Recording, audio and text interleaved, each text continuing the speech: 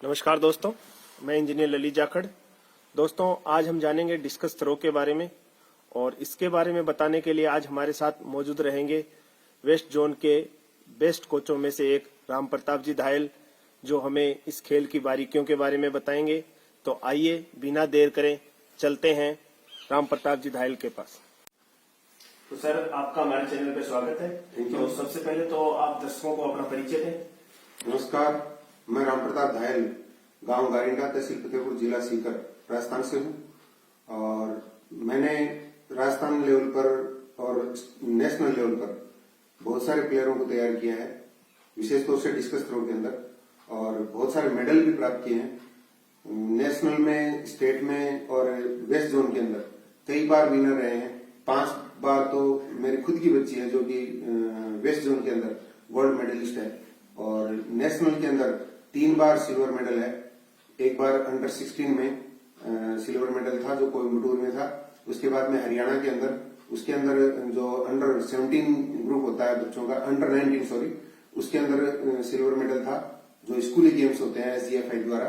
और तीसरा जो अंडर 18 था उसके अंदर भी उसका गोल्ड मेडल, सिल्वर मेडल है।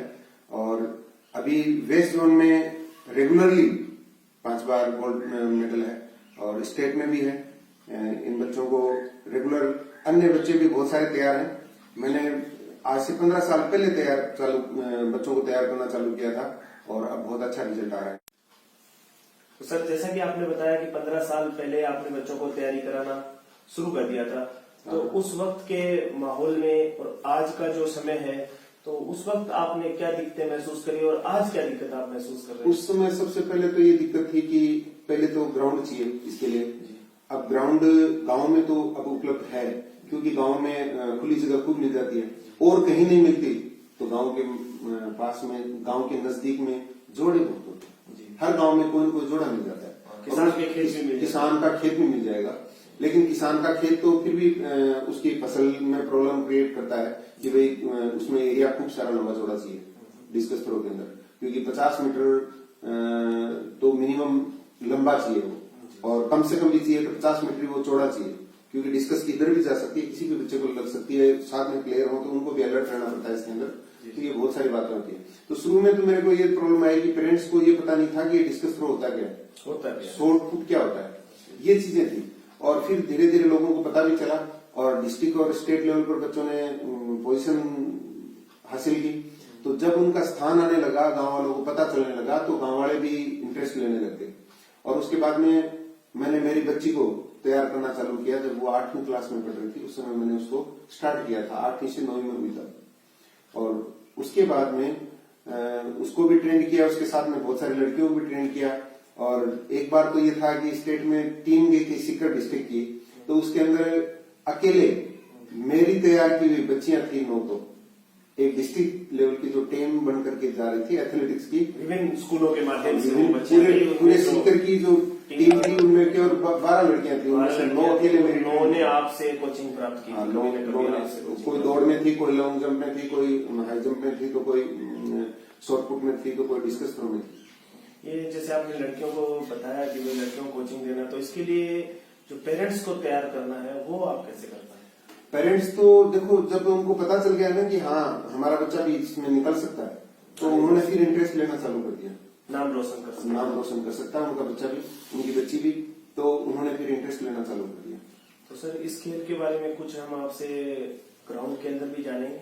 हाँ, ग्राउंड में जानेंगे। उससे पहले और चीजें मैं बताऊं थोड़ी बहुत आपको। जैसे ग्राउंड में जब प्लेयर को ले जाते हैं उससे पहले उसको वार्म अप होना जरूरी होता है। अगर हम सीधा ही बच्चे को ले जाएं और ग्राउंड में खड़ा कर दिया तो कहीं न कहीं उसके स्ट्रेस आ जाएगा, किसी खिंचाव रग में, जिसको रग कहते हैं, वेन कह दो, उसमें कहीं न कहीं खिंचाव आ जाएगा और वो प्रॉब्लम कई दिनों तक फिर सोल्व नहीं हो पाती, तो टाइम चला जाता है प्लेयर का। तो सबसे पहले तो हमें बच्चे को वार्म अप करना चाहिए और वार्म अप करने के बाद में उसको ग्राउंड पे उतारना चाहिए। तो सबसे पहले तो हमें इसके जो डिस्कस होती है, हाँ, उसके कितना उसका वेट होता है? वेट अलग अलग कैटेगरी के अंदर अलग अलग होता है। जैसे छोटे बच्चे हैं, बॉयज हैं, उनके लिए अलग अलग वेट है। गर्ल्स के लिए जैसे 1 kg है, बॉयज के लिए किस कैटेगरी में ये 1 kg? 1 kg गर्ल्स में सभी में, गर्ल्स में 1 kg होता है और सब में है, सारी कैटेगरी। जैसे अंडर 14 में भी वो 1 kg है।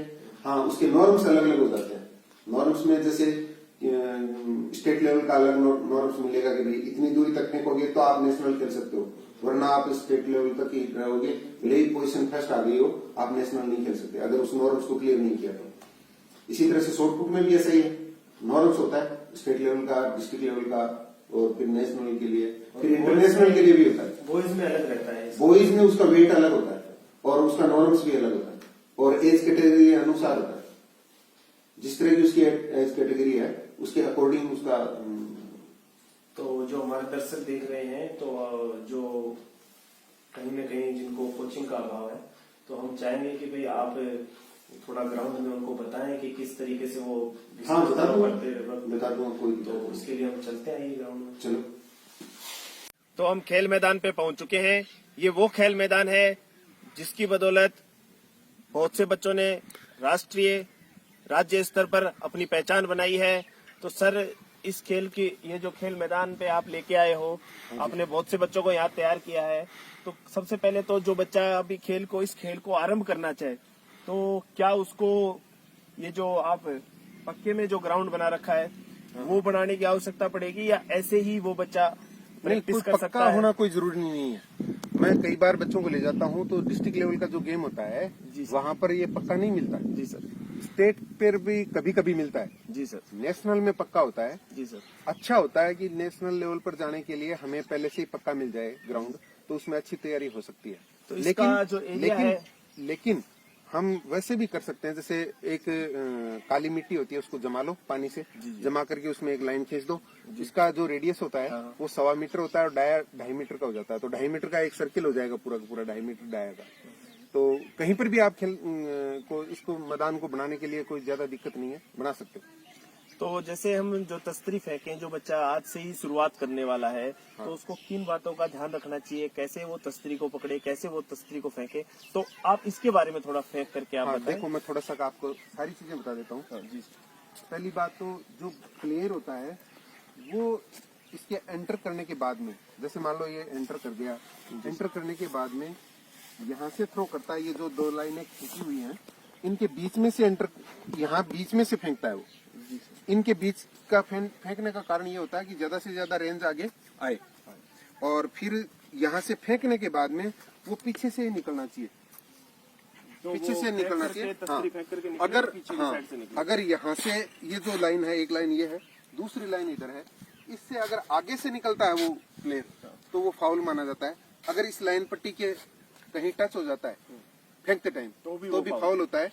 और एक सेक्टर आउट अगर तस्तरी चली जाती है, मान लो ये लाइनें हैं, एक लाइन तो इधर से सीधी लाइन जाती है, दूसरी लाइन इससे सीधी जाती है, और ये जो एंगल होता है यहाँ पर, इसको सेंटर से नापते हैं, और वो 34 डिग्री का होता है यहाँ पर। ये 34 का सेक्टर होता है, इस सेक्टर के अंदर ही पड़ना चाहिए। तस्तरी का जो गिरना है वो इस सेक्टर के अंदर होना चाहिए। अगर इस साइड में, बाएं साइड में या दाहिनी साइड में गिर गया तो वो फाउल माना जाता है। आगे कितना ही जाओ, दोनों साइडों में नहीं जाना चाहिए, वो फाउल माना जाता है। और दूसरी एक चीज और बताऊं मैं आपको, कि तस्तरी ज्यादा से ज्यादा जाएगी तो वो उसके लिए एंगल होता है एक।